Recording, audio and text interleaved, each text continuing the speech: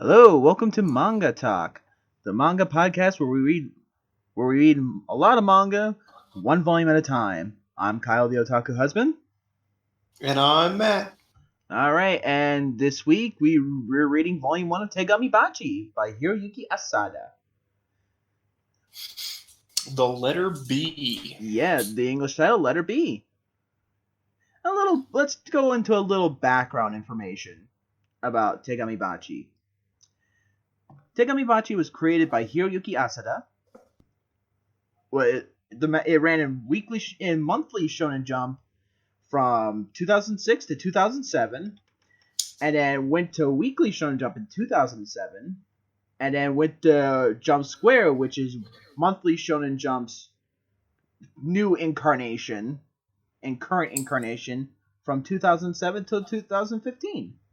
And it's also licensed by Viz Media and Madman Entertainment for English reading audiences. And, yeah. So now, we're going to go into Volume 1. And so, Matt, what'd you think of Volume 1 so far? So far, really liked it. I did not expect it to be what it was. I've had a couple of my friends have watched the anime and told me to check it out, that it was really good and everything.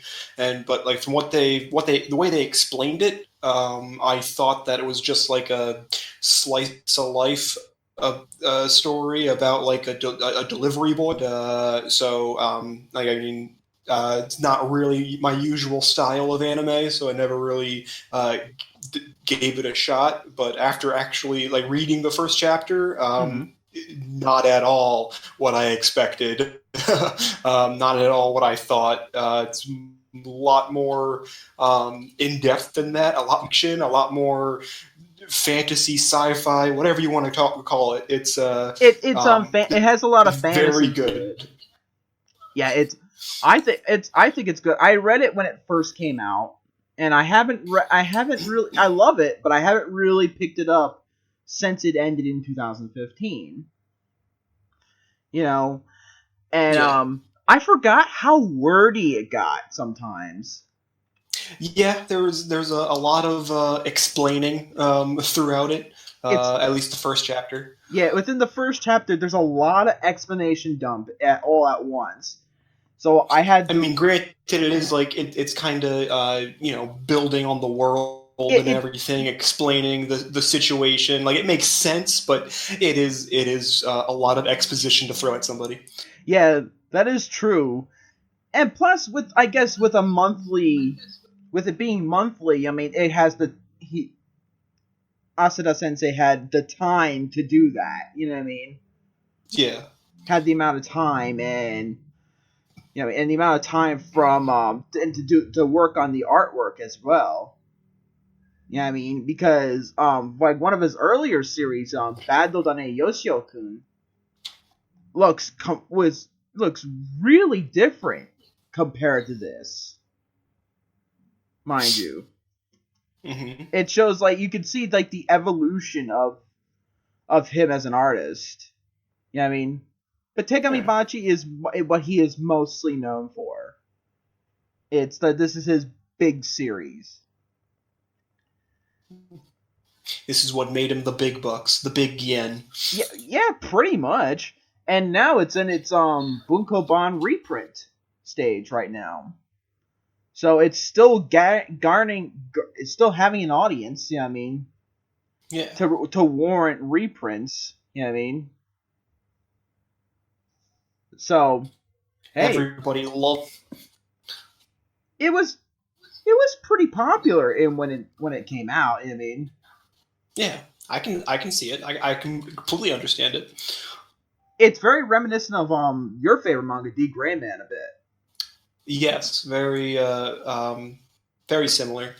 I do think it's kind of funny. Just thinking, last week we did Blazer Drive, and or last video I should say we did Blazer, and this we compared it to D. Gray Man there too, and now we're reading Tegami Bachi, and it's also very much like D. Gray Man, Yeah. I'm sensing a theme here.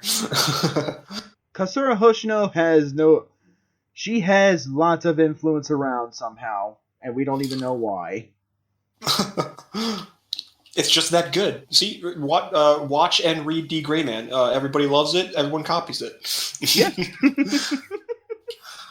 But you know what's funny? Speaking of D. Gray Man, before we go into like the story beats, right? You know, it's now D. Gray Man is now monthly now. You know what I mean? And really? for a chapter, for the chapter before the transition from monthly to Jump Square, Tegami Bachi was in Weekly Shonen Jump for a chapter or two. Okay. To make the smooth transition to the new magazine. So, you know what I mean? It's very similar in that sense. Now, due to Kasura Hoshino's like illnesses and stuff, now monthly makes it easier for her to work on D. Gray Man. And it's kind of funny. They're now both part of the same magazine. It's kind of funny. Everyone's following D. Gray Man's footsteps. Yeah. In the good ways, not in the hiatus ways. But I can understand her hiatuses. Whether it makes sense or not, it's still annoying. Yeah, for people who like reading it, it is annoying. But for those diehard fans. Yeah. But anyways, we're gonna talk about chapter 1 right now. And let's get into it. We're in the world of Amber Gear. Amberground. Amberground, that's it. Amberground. Sorry. Sometimes I get gear and ground mixed up. Amberground. Come on, Kyle. You took notes on this. I know I did. And we're in the world of Amberground. The world is a perpetual darkness. Everything is night. Constantly nighttime. In this world. And the capital... But there is one star. There is one sun. There's a man-made sun in the middle of the capital called Akatsuki. And there are 3 main areas to Amberground. There is Akatsuki, the capital. There's Usari, and there's Yodaka, as it's explained. And then we see a guy and a dog just wandering around this endless wasteland, trying to find something. And then he spots a boy with a package slip on it, taped to him. And he finds out tied to like a what is it, like a cross kind of thing? I'm still not entirely sure what this is supposed to be. I think it's a cross. I mean, but I guess if you're reading, for anybody who's reading like the American English one, I think that might have been edited. Oh yeah? Yeah, because of cross imagery. Yeah. Yeah. No, can't have that. Yeah, so it might, for people who bought the official release when it came out in the West, it might be different for you, because we're reading from what is essentially the Japanese release. Yeah. In a sense. And and I liked in the first chapter when it's showing everything how they had color pages. Yeah, the first 2-3 pages were colored, which that's very rare in a tankobon release. You know? Yeah. That's very rare. And yeah. But anyways, we see, and then we find out when the boy wakes up and we see his memories of the boy and his mother, and then we see a young girl in a wheelchair, and then the boy asks, "Who is this person? Who was it? Who are you?" And all of a sudden, so the 18-year-old man, Gache Suede, yells out his full name and how old he is. Gache. Gache. Oh, Gache. Because it's weird how it's pronounced in Japanese. It's like Goshe. Yeah. But I'm not gonna lie. I don't really know the exact pronunciation. I just when I first read it, I just gotcha or gotchi was like the first way how I read it. So that's just what I went with. I went with gaucher. Yeah, I mean. You're Mr. Japanese over there. You know the ways. Yeah, but like like I do, I read it in both languages, and yeah, it's like Goshi Suedo, like that's how he's pronounced. And his dog, Okay. and then we find out his dog that is with him is named Rhoda. It's the partners of these people are called dingoes, Good old dingoes. and they don't eat your baby. That would be bad. Yeah, that would be bad. I gotta say though, talking about like art style for a minute. Yeah. Like this entire world is very just like it's very well done. It's very beautiful. Like we were saying, the entire like world is like in perpetual night, and so it's like the sky is constantly dark. There's stars everywhere. You still have like the clouds rolling in, and like one of the opening pages, there's like I guess it's like where Gache is going, and there's a I don't know if it's supposed to be like it, but it's like there's this like cliff, and it's like the way the shadows are cast on it. It kind of looks like a giant like bird head, like an eagle, like with its beak and everything. Yeah. And it just looks incredible. Yeah. The manga really does look incredible. Yeah, the detail in the clothing is very, very well done. Yeah, I mean. And I'm glad this is like a month. If this was a monthly thing, and you could take time. And I know in monthly you don't have as much time to work on a manga. It's very like compared to weekly, it's about the same amount of time, maybe a little more in monthly. But I mean, the amount of time he has to do it, it's still amazing looking art, and for the amount of pages too. There's no dip in quality or anything. Yeah. Like Gaucher's dingo, Rhoda. She, I think it's a she. Yeah, it's a she. Yeah, it's a she. I'm guessing she's a dog. I'm pretty sure like all of the letter B's dingoes are supposed to be dogs. But like the way she's designed, like she's very wolf-like. She's very skinny legs, very skinny paws, but like the long like angular snout and everything. I think she's like some kind of like wolf dog, but yeah, like her design in itself like looks pretty incredible. She looks like a lightning bolt when she's like running and everything. That's true. I noticed that too. That she does look like a lightning bolt, and yeah, and she's very expressive too, you know? Yeah.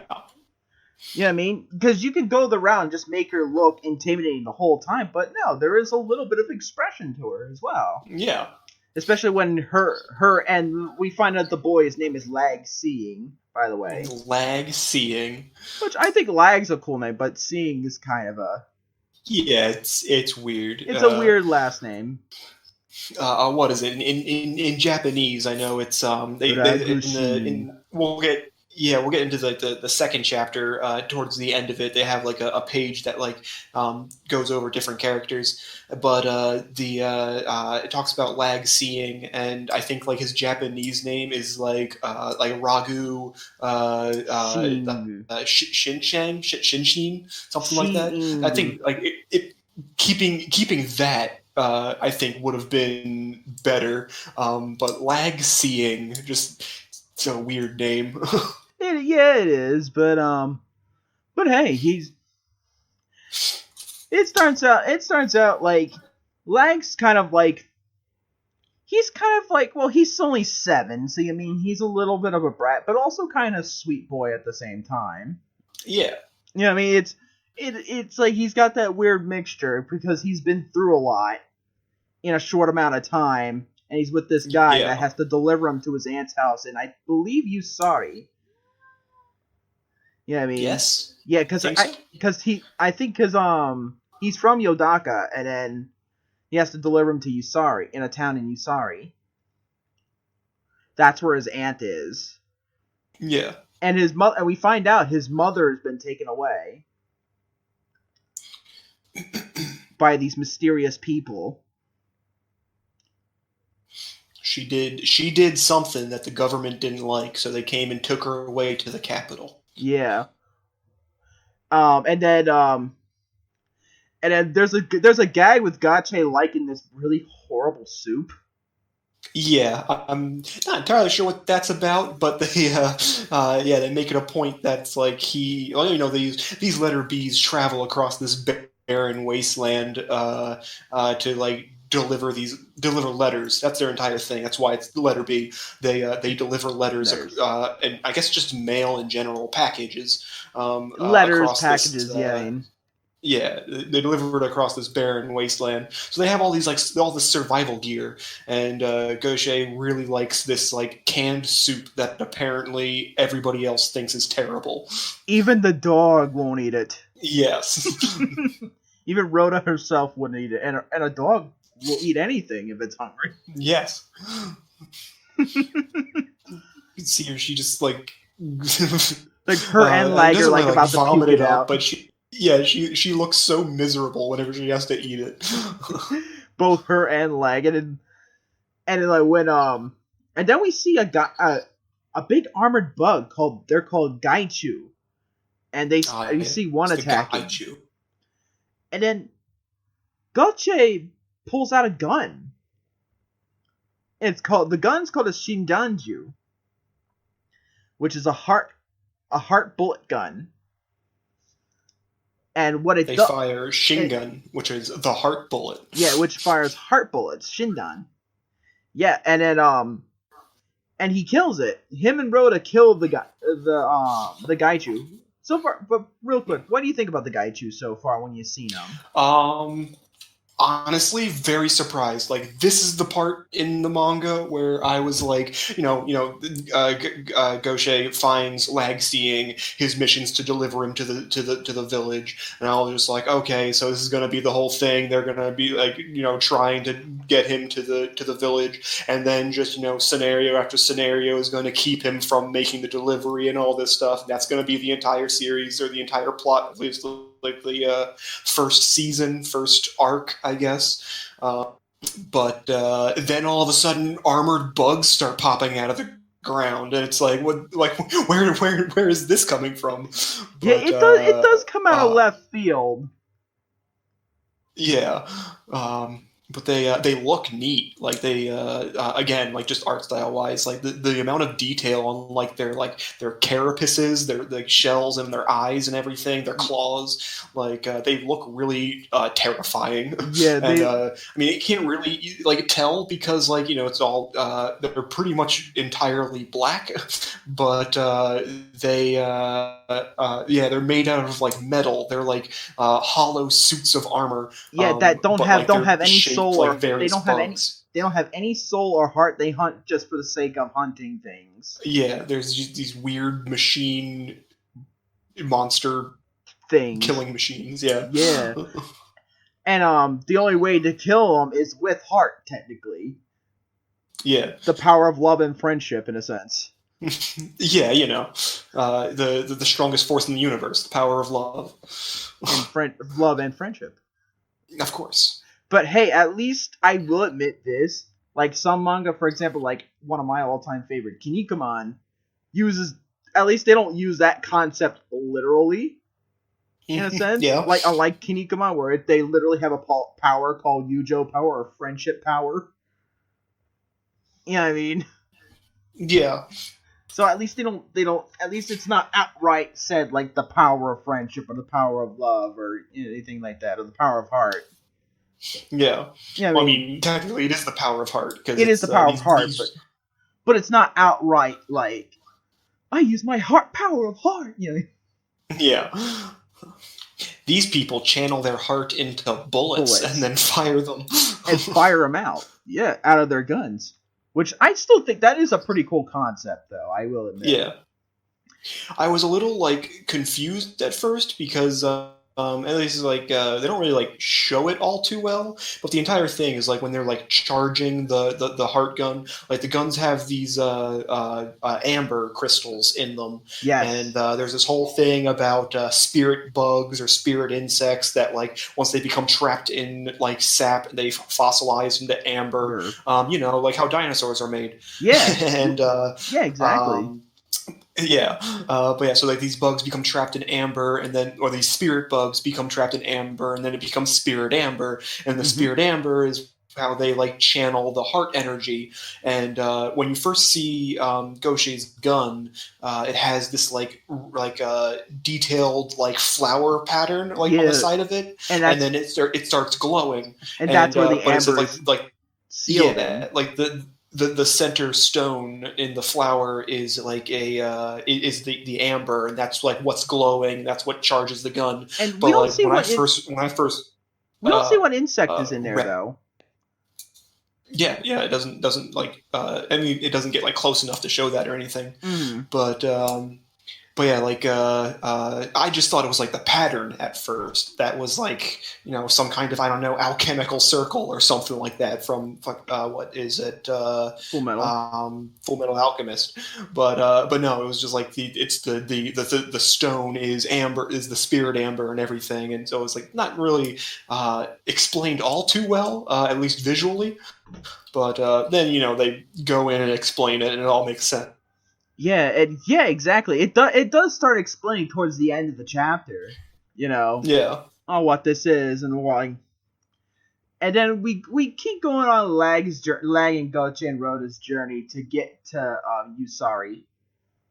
I will say, just with the fight with the bug, they do go into at least the first bug they run into.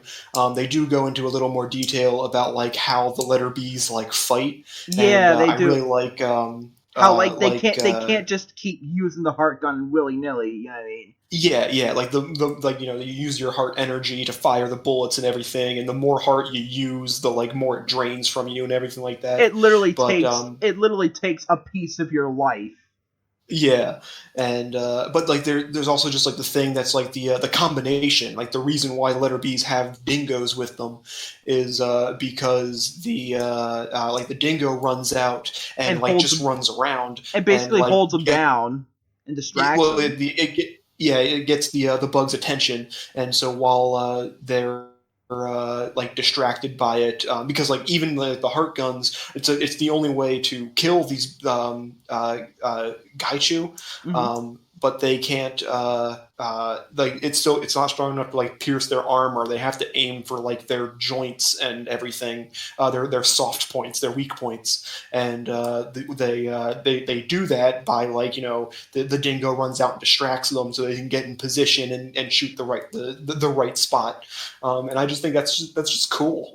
Yeah, that is really cool, and I do like the explanation of how like he has to use he uses an apple for an explanation, and Lag just tries to eat the apple. Yeah, and he gives Rhoda a piece too. Yeah, because they're eating the soup, and then he pulls out the apple, and it's like, where'd you get that apple? And it's like, well, I used my heart gun, so I need this to restore my heart reserves. And then it's like, no, screw you, I'm a kid, I'm eating the apple. Yeah, pretty much. And I'll give a piece to your dog. And now we still go on their journey. It's a little montage of their journey. They're having fun. They're like pointing out things. They're trying to hunt for decent food and throughout the journey, and then I believe after that, like Gotcha and Lag start getting into a fight in a sense. Yeah. Basically, so like, what is it like? If you, I guess if you're around, if you're near me when they're using their like heart bullets and everything, like you can see like into their heart and into their memories. Heart. Yeah, like you see, yes, you see their memories and everything, and Wait a minute! I just rolled up on it. There is they do show a one singular panel where there you do see you can't see what insect it is. There is an insect inside the amber in his gun. It just looks like black squiggly lines, but But yeah, it has like a weird shape of an insect. Yeah, but yeah. So anyway, they get they see their like memories and everything like that, and so Lag has been seeing Gotche's memories of him like going on his journey, like being a letter B and everything like that. And then at one point, Lag picks up the gun, and then like it starts resonating with him for whatever reason. It starts reacting to him, and yeah, and then it starts. Gaucher sees Lag's memories of the how his mother got taken from him and how he ended up. I guess it doesn't really explain why he ended up being a package that needed delivering. But I think it was his mother trying to get him somewhere safe. Yeah, because there's something special about him and they want it. You know what I mean? Yeah, and but yeah, so it shows the entire memory of his mother being taken away from him. And so this is where they start like kind of having like a connection, because like they start seeing like what they're going through, and yeah, what's going on. Like it's more Gaucher sees what Lag went through. Yeah, and then after that, Lag begs Gaucher to try to get him to the Akatsuki capital. You know, yeah, because he wants to go save his mom. He wants to go get his mom back. Yeah. And Gaucher says, like, no, I can't. Like, I only have one pass, and it's only for me as a letter B. Yeah, I mean, due to Lag's weight, I think it was like his explanation was like due to his weight. Yeah, no, it's his. It's the fact that he's an outsider. He's a poor person. He lives out in the middle of this wasteland, and only the rich people are allowed to live in the capital. And the letter B's have their special passes. That there's a bridge that goes to the capital. That's right. The letter B's have to have this like basically passport. And that allows them access into the capital. To the capital, but they have to work. But they have to work really hard to get that too, and it's like they have to sacrifice a lot just to get that. Yeah, because we see later anyone that doesn't have this passport isn't allowed in. They're not good enough. Yeah, and then we hear they get into a fight. Lag says, I hate you, Gaucher, and I hate all letter B's, and Gaucher doesn't kind of give a shit. Yeah. Yeah, I mean, I think Lag takes the gun. Oh, no. Lag runs away. Takes the gun with him. He does. Yeah, he does. He does take the gun with him. Yes, you're right. He takes the gun with him, runs away, and he tells Rhoda not to follow him. And Gaucher starts getting a little worried. You know what I mean? At first, he doesn't care because he has to complete his job. Well, no, he has to care. It's his job to deliver the package, so he has to go find him. Yeah, he does. But then when they start going, they go up against another Gaichu, don't they? And then it starts reacting to oh no, that's not it. It starts going off, and then I guess doesn't it attract another Gaichu? After the first reaction with Lag, Gaucher sees Lag's memories and the whole thing about his mom, and then they end up going into a cave and like kind of like spending the night, and then because of the reaction with Lag, like more Gaichu come out. Gaichu show up, like a bunch do, and then it just shows like a panel where it's just like it's just Gaucher has to work overtime. Yeah, this is my job. This is what I gotta do, and then it just shows like a bunch of bugs, and then the next like panel, Lag wakes up, he walks outside, and he sees Gaucher like just asleep and exhausted, and yeah, on the ground, Yeah, and then Lag walks out to see what was going on, and there's just a bunch of just bug corpses like all over the Gaiju body, place. yeah, Gaiju Yeah. corpses.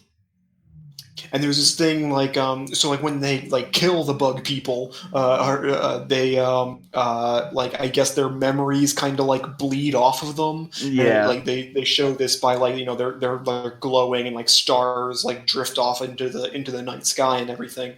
that's And true. this is again like I'm just looking at this panel now. This scene of when Lag like walks out of the cave and just sees all the dead Gaichu, and then like just all these stars just rising up over the cliff and everything, and it looks beautiful. Yeah, it did, and I do love just the artwork in this series. It's just all beautiful. So good, so good. Yeah, and even just like when you look at the covers for each volume, Tankobon volume, it's just like wow. Yeah, like it's just eye catching, and like you see that fantasy element right there, and it just looks amazing. And yeah, we like we said before, it has that fight. They have the fight. Oh, and like that's during that point when Lag is asleep recovering from when the gun reacted with him, Mm-hmm. and then Gashe goes out to kill the Gaichu that are showing up. Excuse me, getting some heartburn or something. It's okay.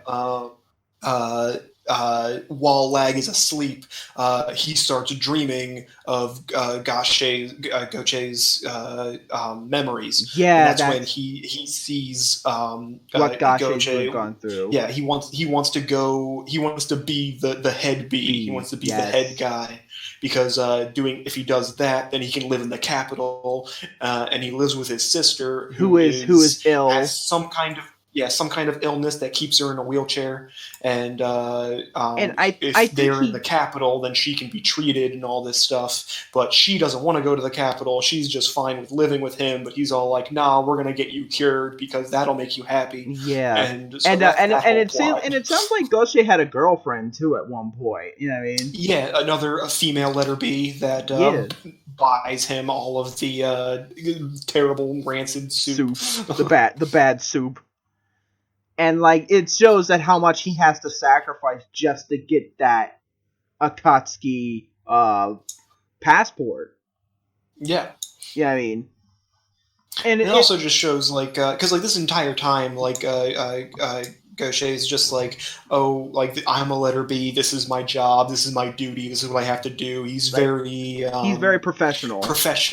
And he doesn't. Like, during his memories, you see his more human side. You see him with friends. You see him with his girlfriend. You see him with his sister. Like he is. He does have a life, and he cares. He cares and has a life. You know what I mean? Yeah, it's like there's reason why he does what he does. Yeah, and he doesn't really want to give up his Akatsuki passport. Yeah. And jeopardize his job. And you can see why it sounds like a little bit of Lag being a little selfish, but they're both understandable at the same time. Yeah, like Goshe wants to become head B so that he can live in the capital and take care of his sister, and Lag wants to go find his mom. Both of them have very good reasons for doing what they're doing, but it's just like Goshe's he is kind of a dick. About it. But at the same time, Lag has to realize that it's like you're 7 years old. You can't just go storm the Capitol looking for your mom. It doesn't work that way. Yeah, exactly. You can't just go and do that. He's how old he is, and it happens. I mean, life. He has to tell him straight out, life sucks. You got to kind of deal with it until you're ready. You know what I mean? Yeah. And but then, like I said, after that whole exchange, I do like real quick. I do like that Lag asked, "Have you touched her boobs yet?" Yeah, because every child wants to know that question. Yeah, all boys be boys, I guess. All boys will be boys. Well, boys will be boys. That damn Bart Simpson. No. That Lag scene. No.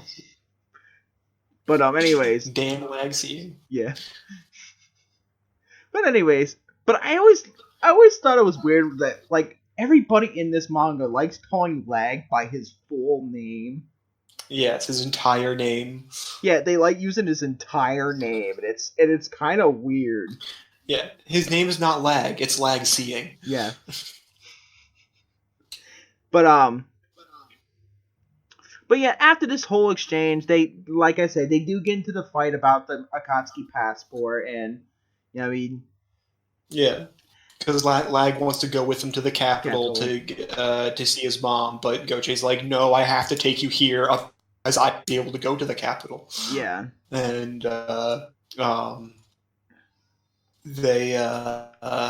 and then they have their whole blowout, and while they sleep at night, and then Lag decides he's going to steal the gun and just march on the capital. Yeah. It's run off to the capital, and then when Gochei and then he even tells Rhoda to not stay. You know what I mean? Yeah, but Rhoda follows him because Rhoda's good dingo, and she's like, hey, wait a minute, you can't be doing that. Get back here. Yeah. And then Gochei finds out, and I think they go against up another Gaichu.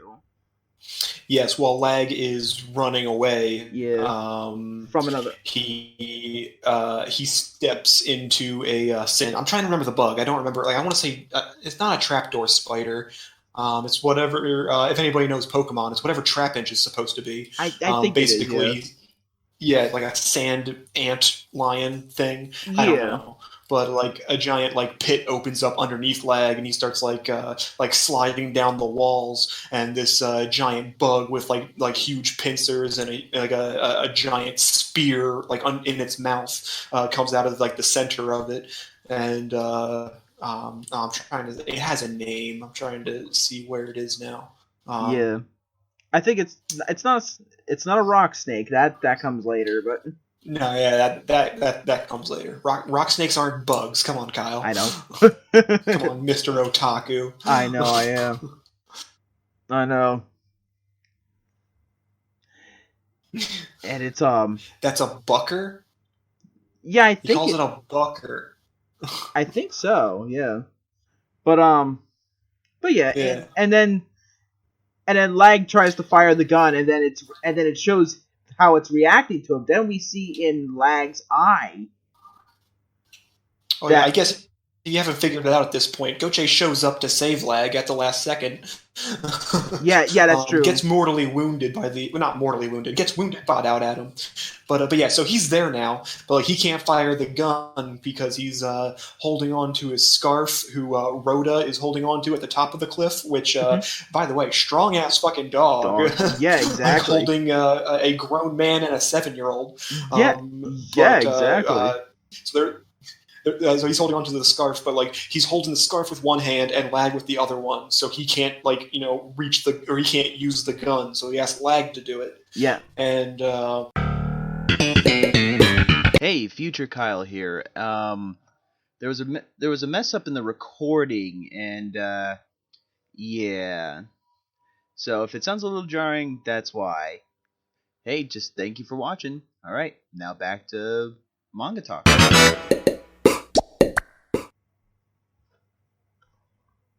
out in the process. Oh yeah, sorry, you got disconnected. Oh shit, I got disconnected? You got disconnected, so well, I was about to say from what I was about to say, we see when Lag's about to fire the gun, it reacts to him, but his eye changes into a different color. The eye that's covered by his hair. Yeah. And we see a bee inside there. It turns bright red, and we see a bee inside his eye. And we find out his eye is made of amber. Yeah. And so now he can shoot infinite amount of heart bullets. Yeah. Well, yeah, basically. I don't know how, when I came back in, I don't know how much what you heard we were talking about, but when his eye reacts to the gun, like you find out that can presume that is what the gun reacted to in the first place. And then, like way back in the beginning of the chapter, and then when his hair is brushed away, and you see the spirit amber in his that is his eye. Mm-hmm. There's a really strong reaction with the gun, and then it's up to Lag to save the day and the Gaichu. Yeah, and he defeats the Gaichu in I believe in like one shot. Yeah. Too, and now we both see the combined memories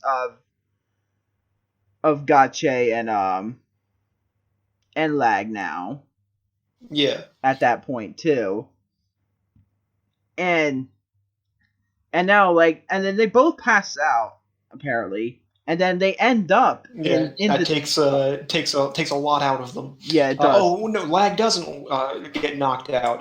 Goche gets knocked out. Yeah, has to carry Goche to the city where he's supposed to be delivered to. Yeah, he carried Gache for 3 days.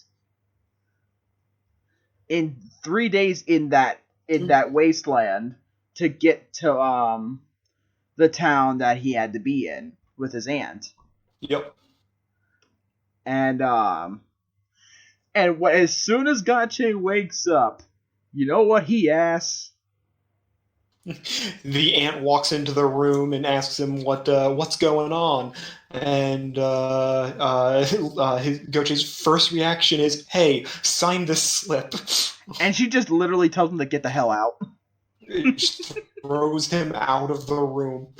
I love that. You literally he asked the question, and then she just the next panel it's like a 2-panel thing. You just see. The first panel is the house with the door, and then Rhoda's actually sitting on the outside, and there's people gathered around, just looking at it, and there's a big bang panel, the door opens, and Goche's tumbling out of it. Yeah, I know. And then Lag catches up with them, and he says, "My aunt told me to give you all this food and stuff, so you don't have to eat that." It becomes a big... the Goche starts wandering the town, asking for people, people for supplies and everything for his journey back. And this is where you find out that no one in this town leaves because they are government agents, basically. Mm-hmm. And nobody trusts him, nobody likes him, nobody wants to sell him anything. There's a couple shopkeepers that are carrying baskets of fruit, and they literally just close up shop. Yeah, it was sorry, we don't got anything, and walk away with the basket. Yeah, and it's rough to let her be out in the middle of nowhere. Yeah, in a town, and I believe in you, sorry, in the middle of nowhere. Yeah.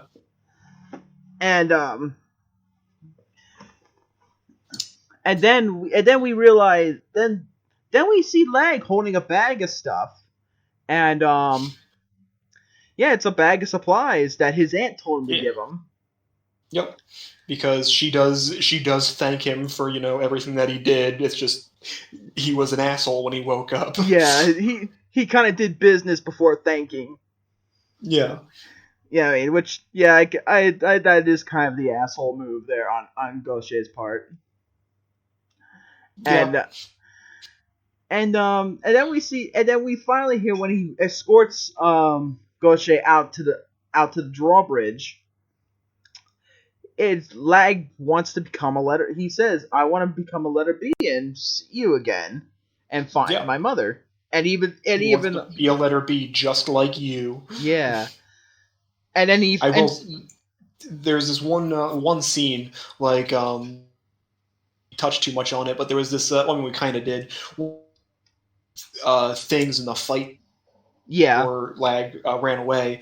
Lag asked Goche if, and Goche says, "No, we're not friends. You're a package. I'm going to deliver you." Yeah. And it's kind of I don't respect you. I can't afford to be. You are a package. You are to be delivered. Yeah, you can't afford to be friends with. I can't become attached to this. I have to. My job comes first.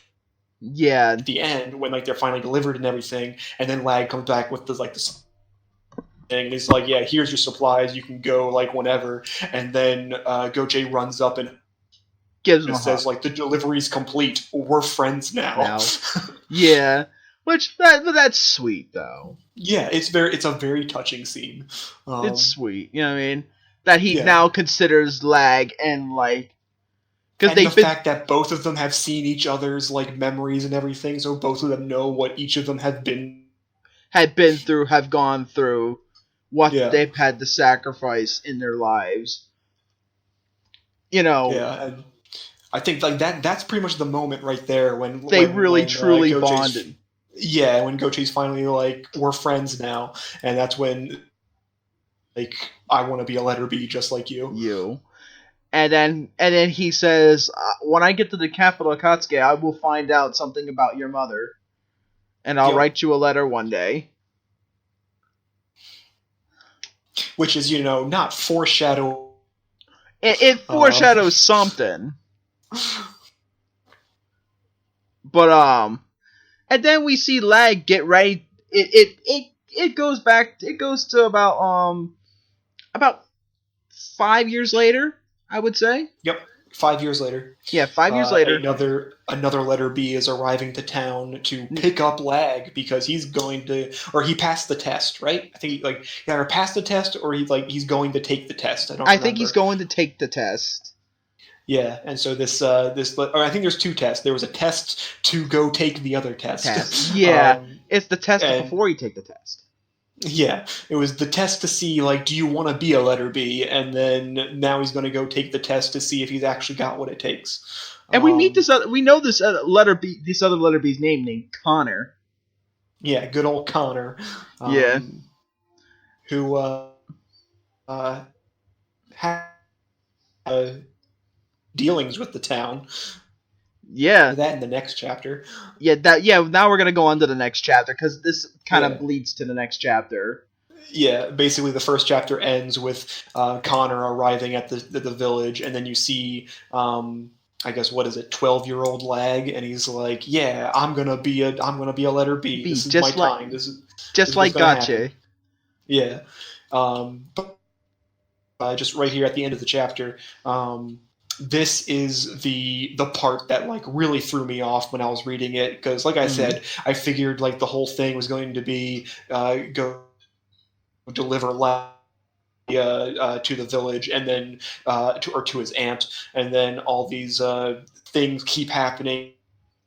Lane, find his way there and complete his delivery, and then the whole thing with the bugs happened, and it's like, oh man, so okay, so it didn't explain that part. In the end of the first chapter, he completes it. He completes the delivery and everything, and it's just like, oh, well, crap, where is this going to go from here? Yeah. And then you find out when chapter 2 begins that Lag is actually the main character. Yeah, Goche was the main character of the first chapter, but Lag going on his journey to Lag seeing going on his journey to become a letter B. That's the rest of the series. That's where it goes from there. Yeah, which just completely threw me off. I was not expecting that. In hindsight, now that I know and rereading the chapter a second time, that kind of was exactly where that was going. But just yeah, exactly. And it's like, but now it continues. The story continues with Lag starting his adventure of being a letter B.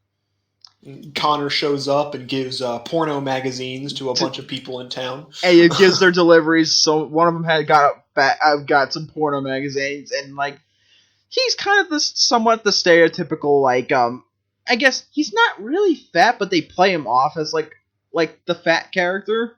Yeah, he loves food because he does some off the books trading with the villagers, because they give him.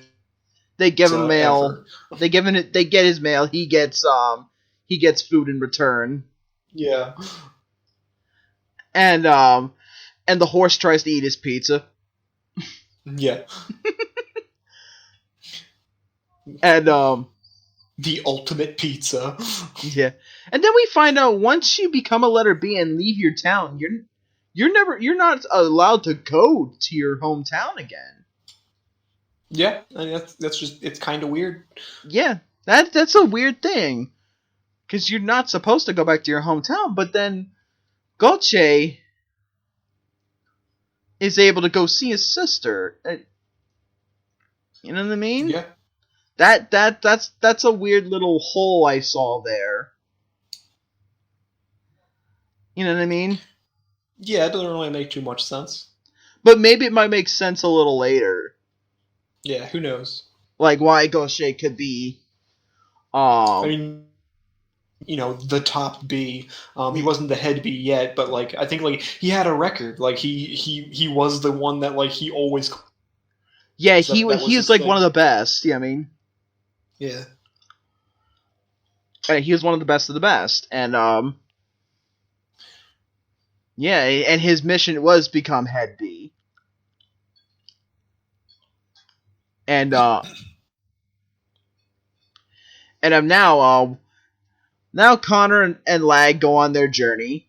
Yeah, I mean and they get to this town and they see this little nook in the street, like little alley. They see something in the alley. And in the niche, if you will. Yeah, in the niche. This little alley niche.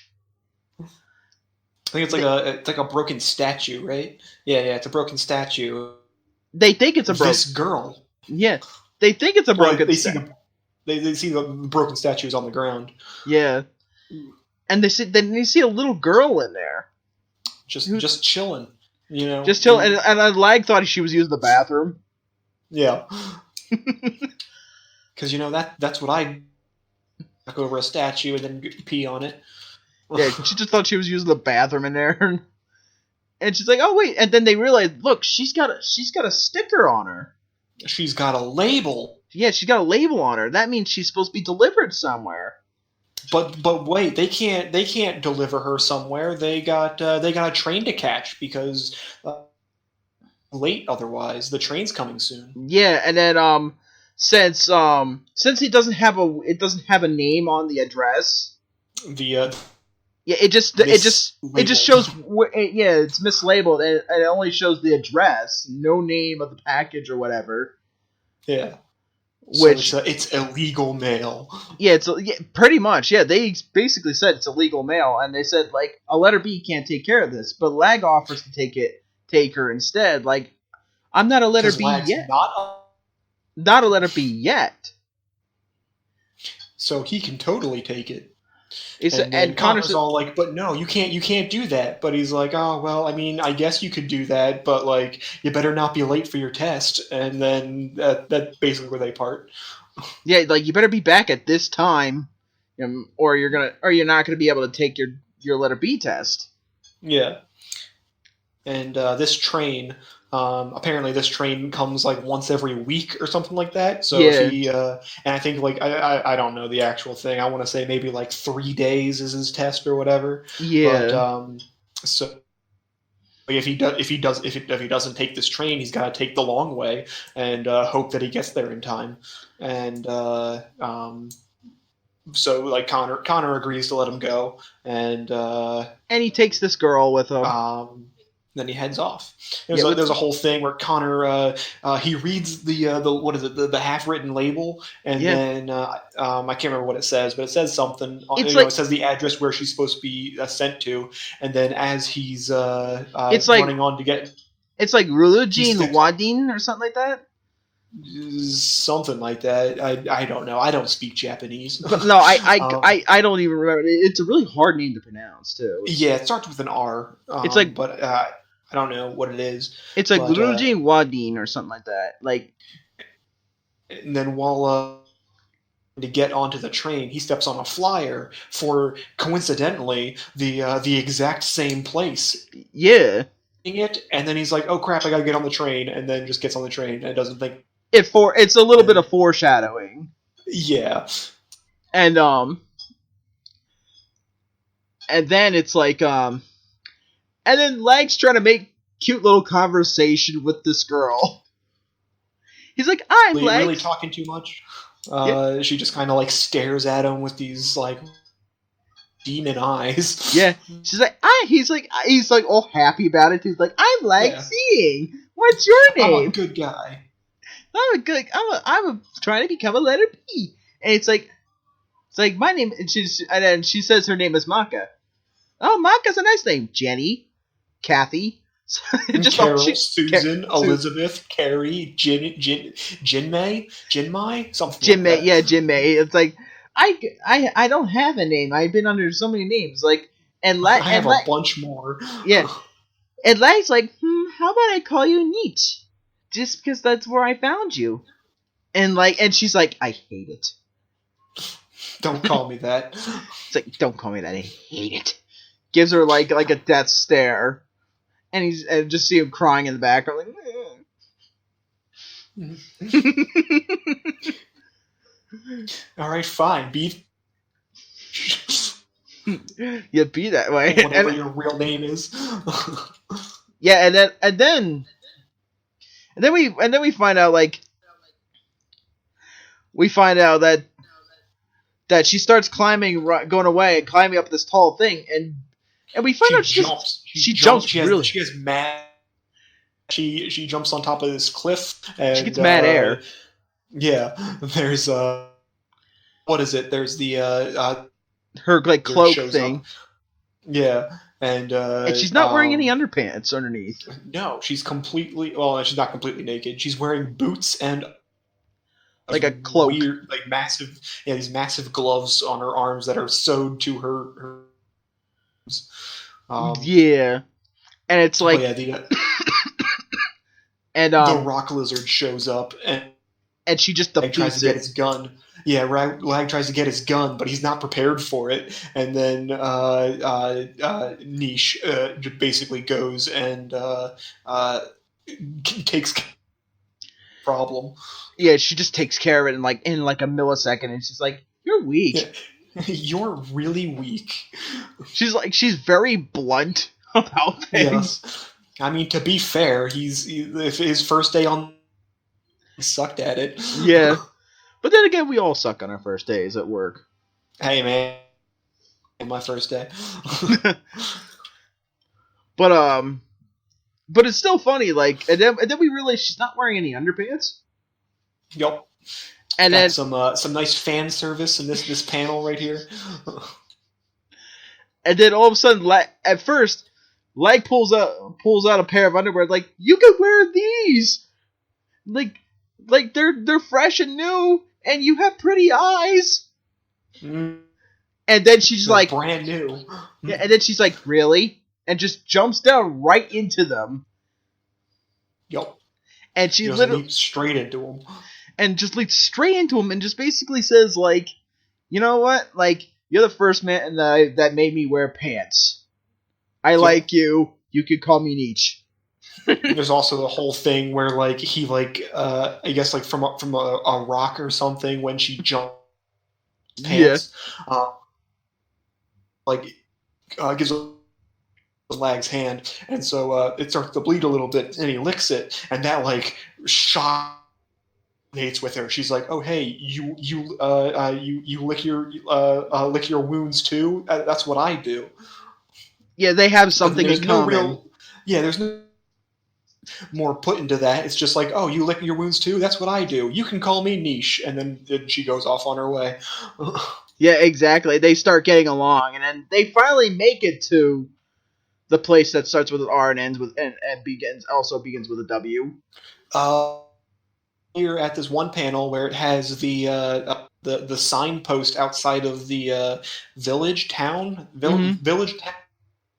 And according to this, it looks like backwards J, uppercase V, a C with a dash on top of it. The moon runes over it, and a backwards 4. Moon runes. I have these manga, Japanese anime, all of it, some very very strange languages that they try to make up a language for the world. world. Yeah, I mean, Yeah. Like, all right. What language does this world speak? I don't know. Take every letter on the keyboard, put them upside down, reverse them, add a line. and just smash your head in the keyboard, and that's what happens. Exactly. And maybe put some slashes on it. Who knows? Add a little pizzazz. Yeah, make it look fancy. But then, Lag, we finally meet they finally deliver Nietzsche to this circus guy, this guy who looks like a circus ringmaster. Yeah, and yeah, this ringmaster man shows up with a very fabulous, not evil mustache at all. Yeah, me and Matt were talking about this the day before we recorded this. He does not look evil enough to me. Just because his evil at all. I stand by what I said. That mustache, that is a devilish mustache. Well, it's a mustache you can twirl. That is the mustache that you put on a man standing over a woman tied to train tracks. All right, that is an evil mustache. And now, my pretty, you're gonna be right over the track, man. He's even got the top hat and everything. Like, come on, He just needs the cloak. He just needs the cape. Yeah. He just needs the cape, and he's all set. But no, he's because of how soft he looks in design wise. All right, yeah, he's got a pudge pack. He's a rounded, a little well-rounded. But for example, not to go on a D. Gray tangent, like the Millennium Earl. I mean, he kind of has that look too, but it still looks creepy in a sense. There's an eerie. He has a joke. There's an eerie factor to it. You know what I mean? Yeah. But here, he doesn't feel like the villain, even when they put Nietzsche in a cage, and they try to torture her to get her to do shit. Yeah, I mean, it just looked. He's a ringleader, and when dealing with when training animals, you got to know how to deal with them. Yeah, exactly, and when he's trying to torture Nietzsche and trying to train her. It's I can't take him. He wants to see her golden blades. Yeah, he wants to see the golden blade, the golden sword. It is, and because apparently there is, if a lag finds the flyer that Connor stepped on and then thought about, but. Talks about how there's this new attraction, Manga, at the said to arrive at this carnival, and they called her the flesh-eating something. Yeah, I'm looking for it. The flesh-eating beast or something like that. Yeah, the now extinct, the flesh-eating girl Manga, child cursed with a golden sword inside her. Yeah. That's it, and then Lag runs into a guy that's also looking for the circus with a bunch of camels. And he steals one of them. Yeah, but the guy who he steals the camels from looks more villainous than the actual villain of this chapter. That I do agree with. These guys are quite obviously thugs. Yeah, these guys look more thuggish than the actual thug himself. Than the thug ringmaster. The ringmaster wants to see these golden blades, or the golden blade. Well, he gets his wish. He decides, I'm going to I'm gonna beat this dagger at her. I'm gonna beat her until she does it. Yeah. Yeah. Oh, that's right. They call her Maka, but then she's like, "No, my name is Niche," and he's like. It's like, what? And they realize the fact that she's wearing pants, which apparently is something she's never done before. And so he wants her to take the pants off. She's like, no. She's like, no, and then when he actually starts wailing on her, she actually reveals that the golden sword is her own hair. Yup. She's got these long, ribbony pigtails, and what's the word? Prehensile hair, and there's I do love this one scene. Her hair around, she whips her hair back and forth, and destroys the cage that she's in. Yeah. And then Lag finally shows up. And it looks like she's actually walking with her hair. Mm-hmm. I like that. It was actually kind of cool. Like Lag shows up just in time to see the carnival tent exploding, because apparently that happens. Yeah.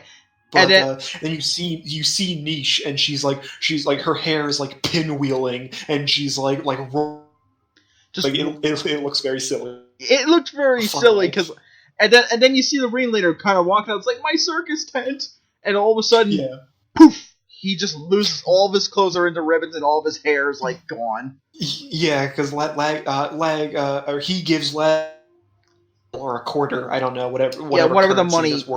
I don't know what the They don't say what the currency in this world is yet. I think they have. I just skipped over it. I don't know what it is. I think it's like a ren or something like that. But we'll probably find out. Probably next volume we'll find out. Yeah. Either way, so when Lag runs by, and then he's like, "Oh, here you can." Yeah, here. And he throws it at him and hits all of his everything just falls off him. and then Nietzsche and him head to the broccoli forest. Yes, the vile broccoli forest. Which it's Gaichu territory apparently. It's big Gaichu territory, and again, going back to like just how beautiful the art is. With a name like Broccoli Forest, I was just like, oh god, this is going to be one of these things. It's going to look really stupid. It's going to be silly nonsense after silly nonsense, and but then you actually see the broccoli forest, and it looks dope. Like it just looks like green. So cool. It looks like it's probably just green trees. You know what I mean? Yeah, I mean they're all just like bent and twisted and curved and curly, and it's just like it looks really nice. Yeah, I'd live there. I'd build a house there. Yeah, why not? There's probably lots of good shade. Aside from the giant deadly metal insects, with no hearts and just hunt for the sake of hunting. But just get a Shindanju, you're fine. You'll live. the Gaichu called which looking on it now, I don't see why. It's like a giant prime thing, and I don't get the name at all, unless that's some kind of cultural praying mantis for the 4 roses. Yeah, but then we see Maka struggling to beat this Gaichu, and then we see. Well, I wouldn't say that. She takes its head off in one clean swoop, but it still keeps going. Yeah, it doesn't kill it because you can't kill it that way. Yeah, you can only kill it with a heart gun. Yeah, and then it swats her off, and then all of a sudden, Lag finally gets the gun and actually starts about the fire, and then we see the light spectacle, and then he fires it, and then now Nietzsche sees all Lag's memories. Yeah, and in a very big, beautiful panel too, of seeing all the streams of memories and stuff in the sky. Yeah. I guess it should be said, Lag can't fire his gun at first. He can't load the heart bolt. He doesn't know what's up. And then he sees Maka, about to be attacked. He's all like, no, I will protect her. And, through the power of love and friendship, he learns how to load his heart bullet. Manages to take down the... Yeah, exactly. But at least this part, he needs it to work something. Yeah. Yeah, he needs that power of love and friendship to work something, and actually the gun is powered by it. It's not just instant power boost. Yeah. You know what I mean? And like you were saying about the big panel with the whole showing Lag's memories, you just see Niche around kneeling on the ground. You see all in like Yeah, a you see bit of like tears. you see like the townsfolk wishing Lag a goodbye. You see his aunt crying. You see You a see bit of the wagon going off in the distance. You see a bit of gauche in there too. Yeah. And it's just like, and now she knows his memories. Yep.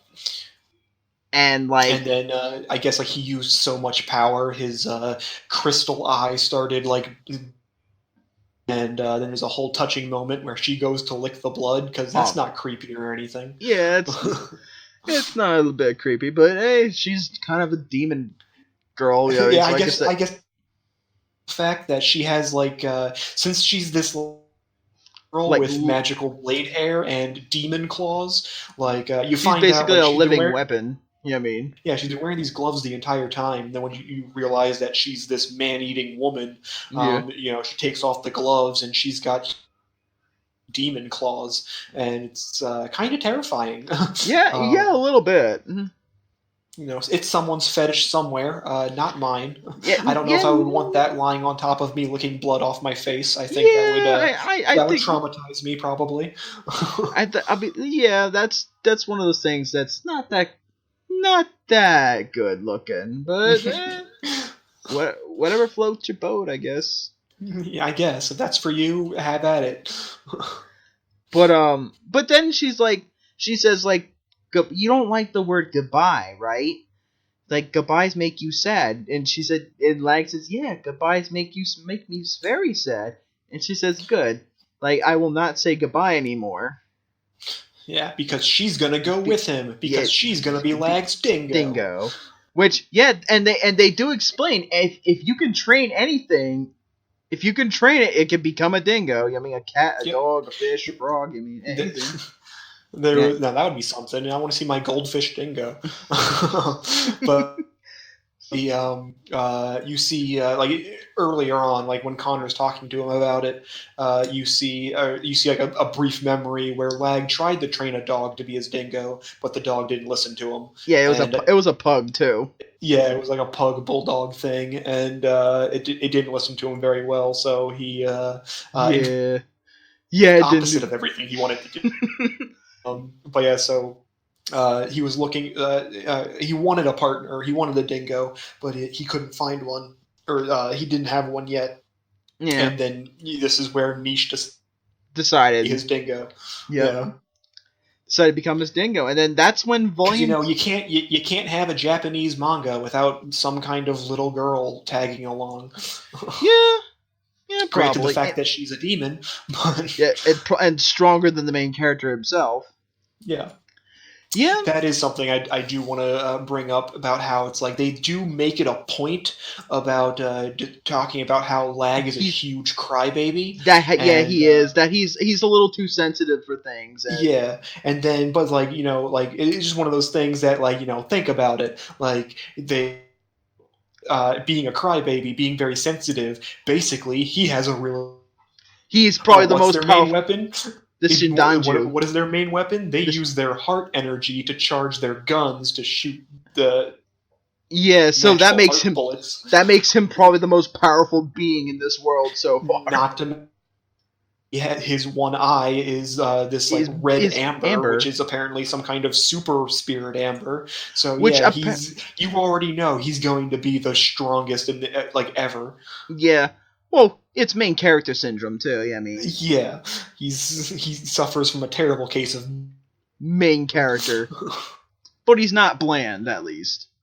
Yeah, he's actually interesting. He's actually really cool.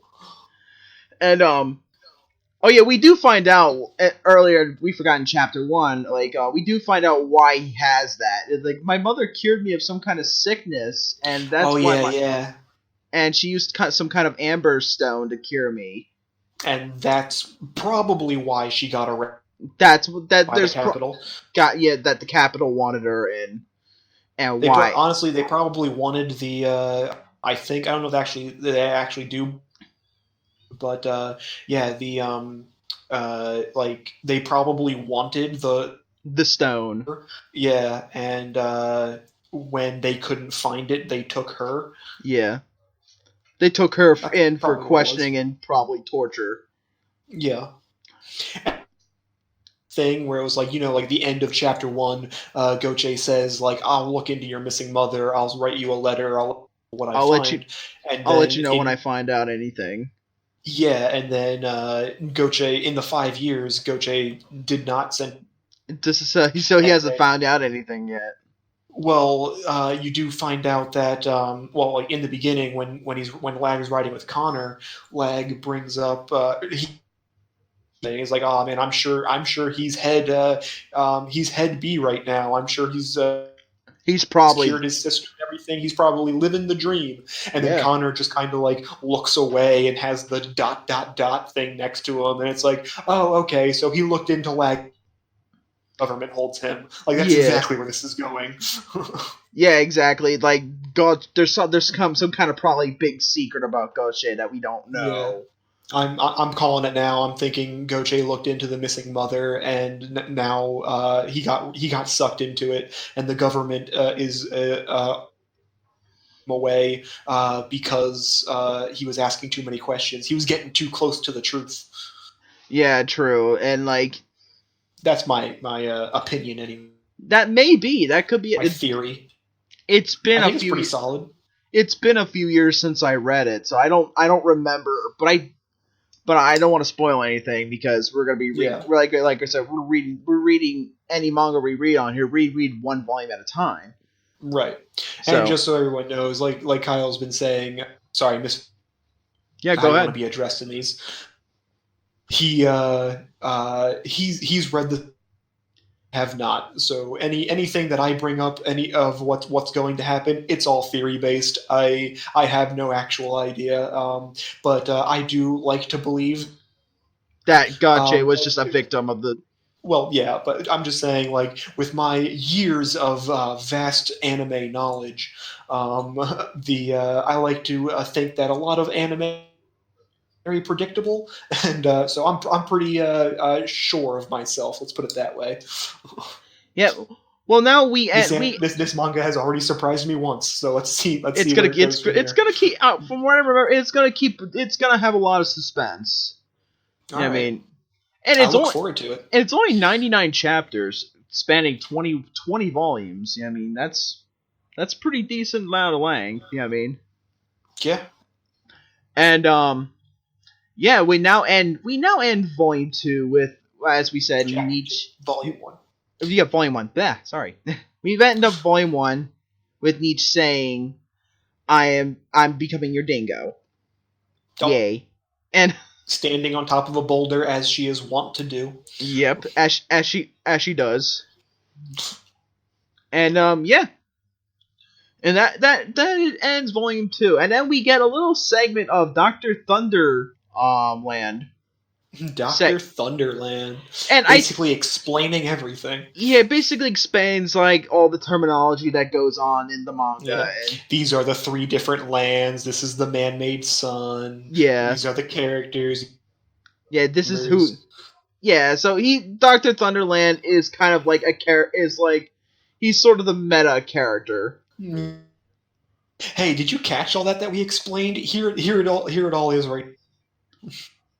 Like, yeah, in case you were watching the pictures and not actually reading anything, here's everything that we talked about. Yeah, pretty much. Yeah, exactly. It basically does that. Like, if you didn't completely understand your first read through, you know what I mean? Yeah. Here's everything. Because I will admit, like, as much as I love this manga, it is very wordy. Yeah. Even in both languages, it's a lot to go through. And you need a couple read-throughs in the first volume. At least in the first volume, you need a couple of read-throughs to, like, pinpoint down. Yeah. To get it stuck in your head a little bit. I can understand that. Yeah. And, it's not like Blazer Drive where the story is sort of like, you get it right then and there.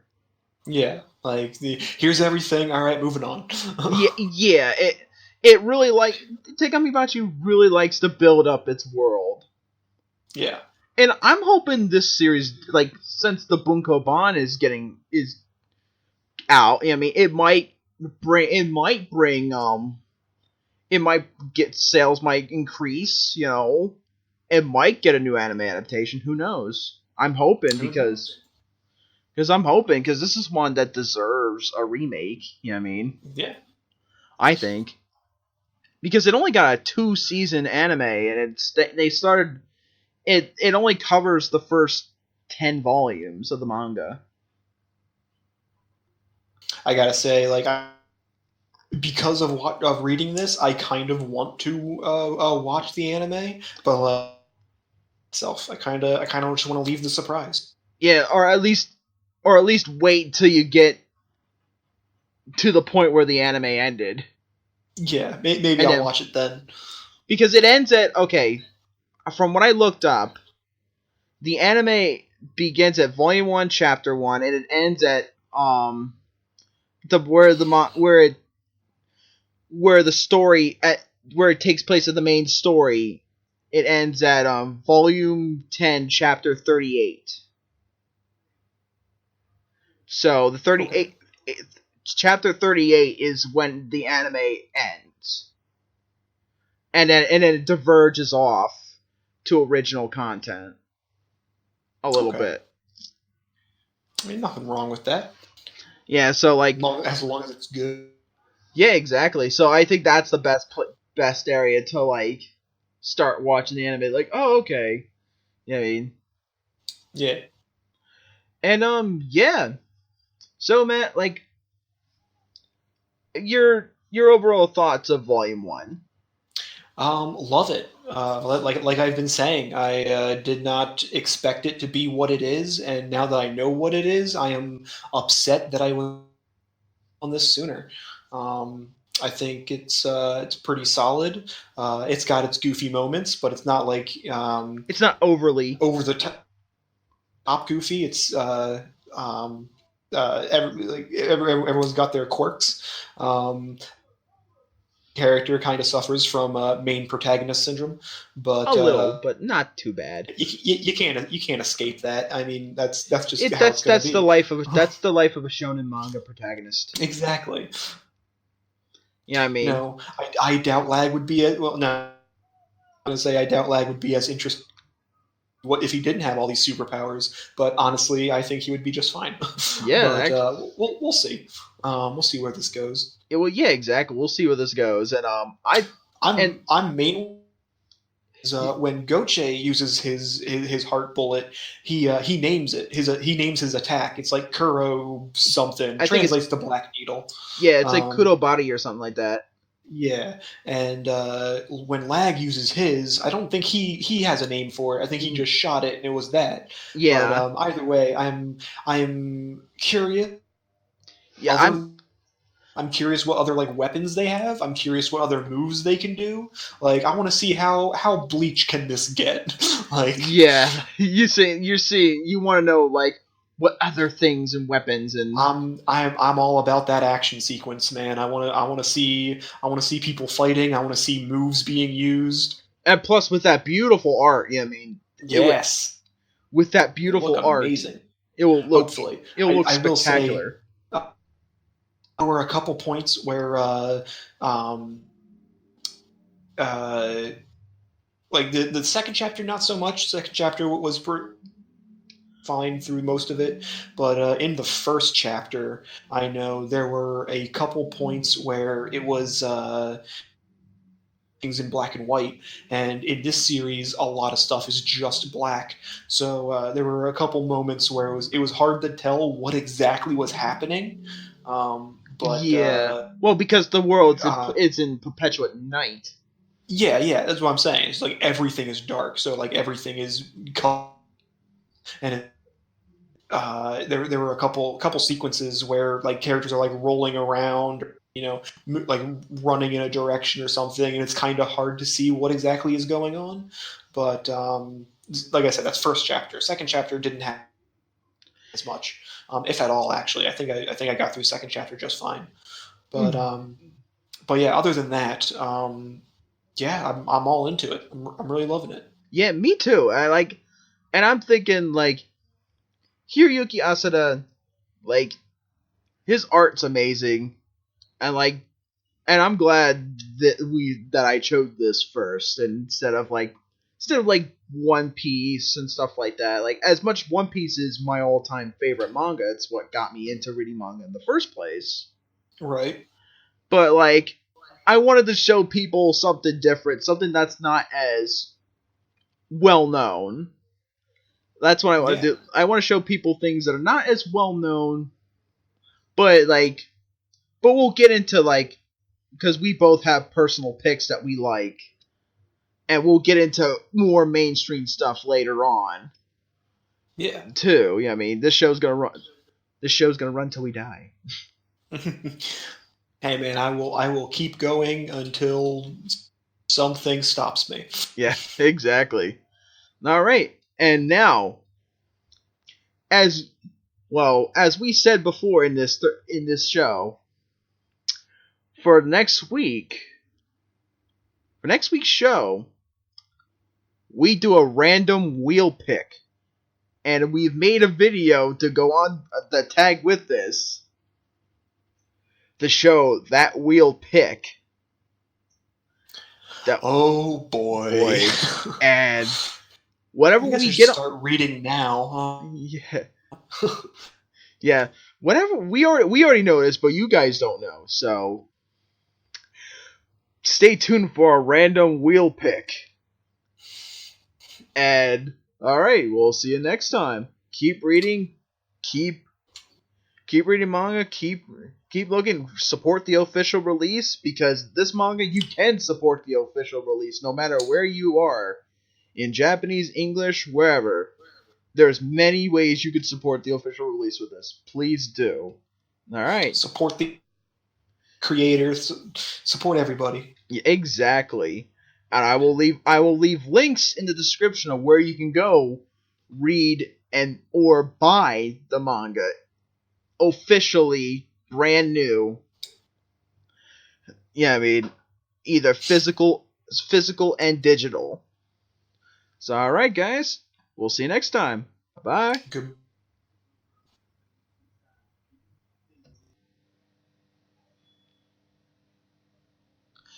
Okay. For our third choice, we pick a manga at random, and we pick some good ones, some not so good ones, as may I say, a couple of shit tier ones. Some that I really, really hope we don't actually get. Yes. And now I found this randomizer spinning wheel, and this is how we're going to do this. I'm going to say the word to our demise. Or our future, or our demise. Who knows? Light this candle. Spin the wheel. Yep. 3, Make it or 2, break it. 1. Okay. What's going on? Ooh. Oh, shit. What's it gonna be? Berserk. Okay. I'm fine with that. Okay, we'll read some Berserk then. All right. Sounds like a plan. All right. I'm actually excited for that because I own the first 6 volumes of the manga in Japanese, and I read those recently, and that was really good. I mean, Berserk's really good, so I'm thinking that'd be a great idea. Okay. I will find it. I will give it a shot. It's Hell, another long one, so it'll be good. It's ongoing and gets lots of hiatuses, so I think we'll be fine. All right. So, all right.